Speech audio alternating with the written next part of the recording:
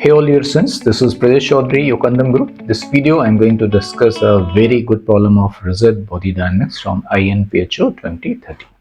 This is a bicycle problem. This involves basically how the friction acts on the two wheels of the bicycle. So let's go through the proper wording of the question. This is the situation given in this question. So here the question states, consider a bicycle in the vertical position accelerating forward without slipping on a straight horizontal road. The combined mass of the bicycle and the rider is m, and the magnitude of accelerating torque applied to the rear wheel by the pedal and the gear system is tau. The radius and the moment of inertia of each wheel is r and I with respect to axis respectively. The acceleration due to gravity is g. So this is the system. Rider is not shown in the diagram. The combined mass of the bicycle and the rider is m. The bicycle is accelerating the forward direction. Now there are three parts. Let's see each part one by one. In the part 1, what is asked? The free body diagram of the system bicycle and the rider. System is bicycle and the rider. So let's start with the weight, the total weight here, and the two normals on the wheels. This is the N1 on the front wheel and the N2 on the second. And then it is accelerating. There must be some force. That force, the force of the acceleration, the force that causes the acceleration must come from the friction. So to see in which direction friction will act, we need to see the kinematics. So this bicycle is accelerating the forward direction. So the center mass of this wheel is also accelerating with the forward direction, the same acceleration, and so will be the rear wheel with the same acceleration in the forward direction. It is rolling without slipping, so it will have angular acceleration alpha, the front wheel also and the rear wheel also. To match this acceleration, the alpha should be in this direction.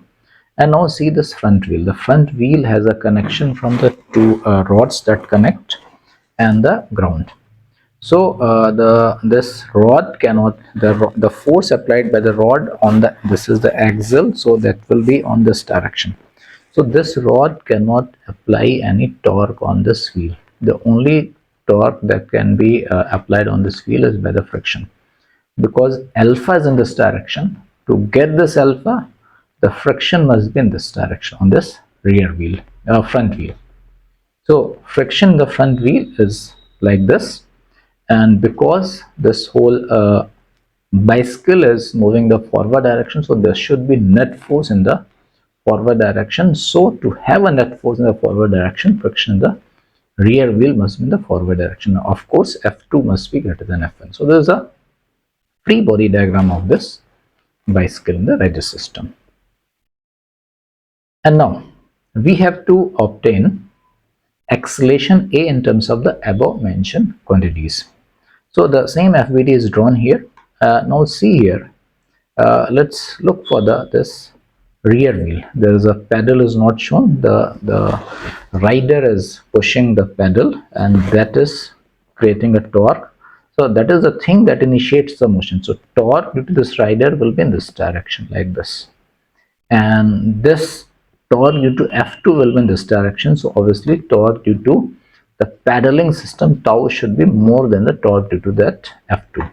Now let's try to write the equations of the motion. The first thing is that for the whole translation motion of this rider and the bicycle, net force in the forward direction is F2 minus F1, and that equates to mass times acceleration. That is my equation 1.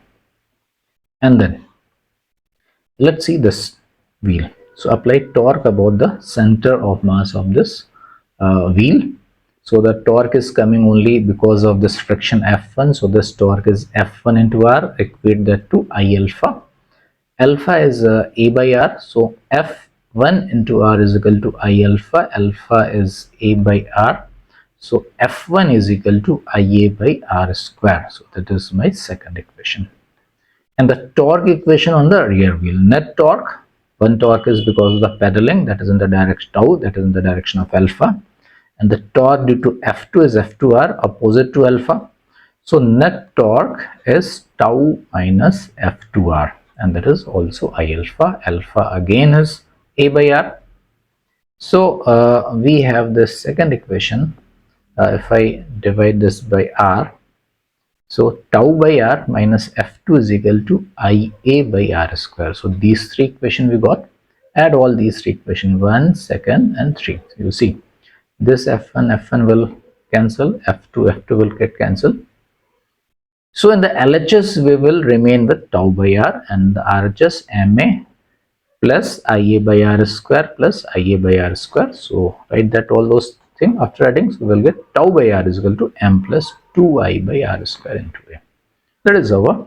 So from here we will get the acceleration of the bicycle, that is center of acceleration of each wheel center. So that a is r tau divided by mr square plus 2i. So that's what we got in this part. And now the main part of this question, that is a very good part. So see here now what they are saying. Now they are saying in this part C, for the simplicity, assume that the center of mass of the system is at a height r from the ground. So this is a center of mass and this is at a height r. It means it is at the same level of the center of the two wheels, and equidistance at 2r from the center of each of the two wheels. So the distance of the center mass from the center of this wheel is 2r, this is 2r, and from the center of this wheel is also 2r. So that is what they are saying. Mu be the coefficient of friction, both static and dynamic, between the wheels and the ground, and consider m much greater than I by r square. We'll see what does that mean, and no slipping. Obtain the conditions for the maximum acceleration am of the bike. Okay, so that is the situation, and I is very small compared to mr square. That is what this means. So we had just obtained before the acceleration of the bicycle, when the acceleration the center of each wheel is a is equal to tau r divided by mr square plus 2r. And this I is very small compared to mr square, so we can neglect this 2i term. So this a will be tau r by mr square, so r will get cancelled, so tau by mr. So we can also write tau by a r is equal to ma. That we'll use. Now see a few more equations that we are obtained. F1 we had obtained, F1 into R was IA by I alpha. I alpha mean IA by R, so F1 is equal to IA by R square. And F2 minus F1 is MA. So see, from this equation, if we basically, the friction will come only if you will pedal. If the bicycle is lying at rest, so there will not be any friction. So the cause of the friction is coming because we are pedaling, we are providing some torque. So we are providing some torque, and what torque will do? Torque will not give any force, it will only give the angular acceleration. So from the torque, alpha is coming and a has to match with the alpha, so a will come. So if we want to maximize a, so our torque must be the maximum. So the more torque means more acceleration, and from this acceleration, if a is more, f1 will be more. And from this equation, f2 minus f1 is ma and a is positive, so f2 has to be greater than f1.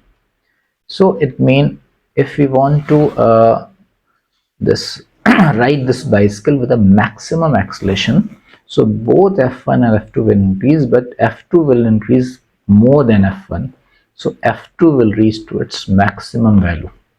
The friction on the rear wheel must reach to its maximum value. So that is one thing. For a to be maximum, the f2 should be maximum, and so it will reach to its limiting value, so mean f2 will be a mu into n2. So now in the next page, we'll use, in place of f2, we'll use mu times of n2. So now here, so all the diagram is there, same diagram, but in place of f2, we have written the maximum value of f2, that is mu times of n2. Now our equations. So tau by r is ma. So this tau is the maximum. Here I have not written the subscript maximum, so these meant for the maximum value of torque, and this is the maximum value of acceleration. And this ma. So if you see the translational equation of the motion, so mu n2 minus f1 is equal to ma. So in place of ma, we have written mu n2 minus f1. And this f1, once again we have written f1 is equal to ia by r square. So now we can just arrange all the a term together, this ma and this thing. So we will get m plus I by r square into a is equal to mu n2. And once again I is very small compared to mr square. So this I by r square I am just neglecting. So we will have ma is equal to mu n2. So we have to basically get the n2 to get the maximum m.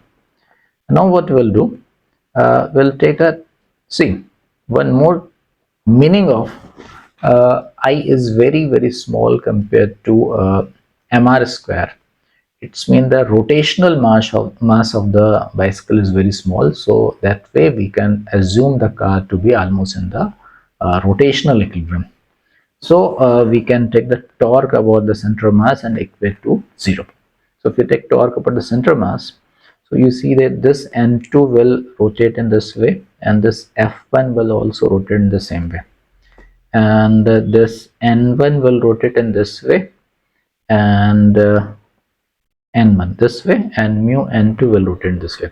So torque due to n2 will be n2, and this distance is 2r, plus torque due to f1 is f1 into r, and that will be balanced by the torque due to this mu n2 into r plus n1 into 2r. So just cut this r, we'll get 2n2 plus f1 is equal to mu n2 plus 2n1.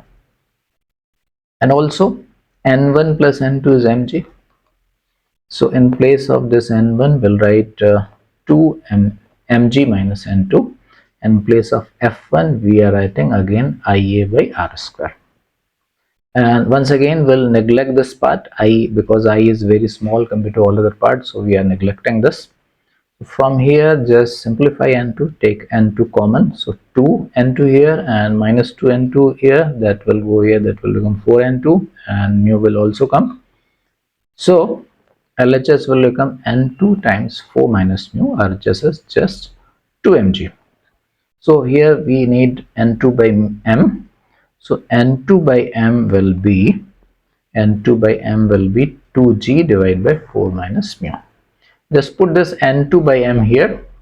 So we'll get the a max. This is the a max, 2 mu g divided by 4 minus mu. So divide the whole numerator denominator by 4. So we will get this mu g by 2 divided by 1 minus mu by 4. That is the maximum possible acceleration of this bicycle. So I've omitted the subscript m. What I mean, this a for the maximum value, because only then this friction will be maximum. So that is the part C, and now the part D is a very straightforward thing. We have to put the value mu1 for am. We have got am as a function of mu, like mu g by 2, 1 minus mu by 4. So if you just put mu is equal to 1, we'll just put the value, we'll get a is equal to 2g by 3. That is our answer.